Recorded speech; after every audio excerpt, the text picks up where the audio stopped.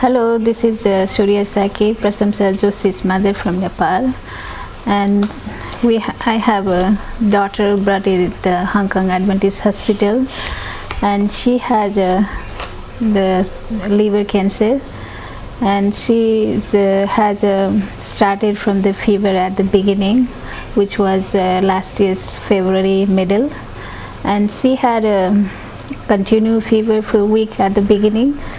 And with the medicine, she was taking the medicine with the fever, and it stayed only for the few hours. Then after the medicine, doses, and still then continue the fever. And then I have a doubt, when she had started with the fever, she feels her the hand in the tummy, and I have suspected she has something wrong in her tummy. Then I took it in our hospital, and I talked with our doctor. Something is wrong, with her tummy, maybe inside. I don't know. So maybe we may have to examine the ultrasound and some other tested. And our doctor has prescribed from the ultrasound, and see, with the ultrasound, it shows a big mass in the right liver.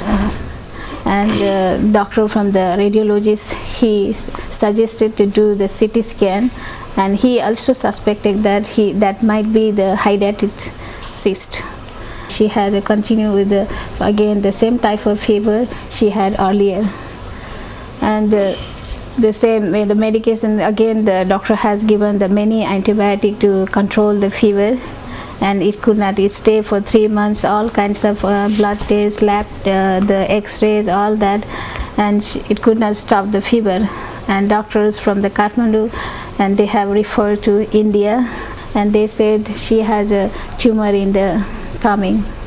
They called me, and they said, this is a very serious now, your daughter may die soon. And I was shocked. I cannot even bear it. I cannot even think that she was talking just before I left it in the OT. She was nicely talking with me, and she was saying, I don't want to do operation, you just leave it the way I want, just leave it, you don't have to do anything. Then I was shocked. I could not even talk with the doctor. Then doctor said, there is no other choice.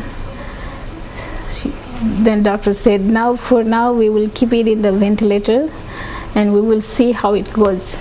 Then I went in every 10 minutes, and she was just sleeping, and with the bleeding still there.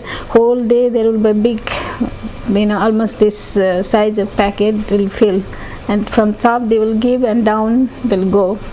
It was 3 days continue.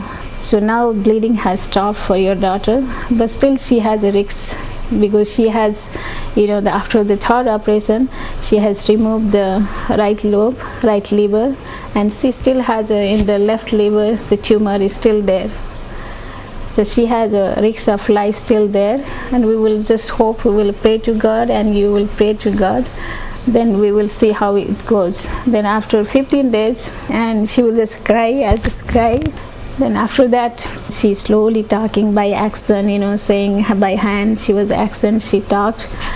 And she say, don't worry, mommy, the God is there. Our God will help me. Why you are crying, don't worry.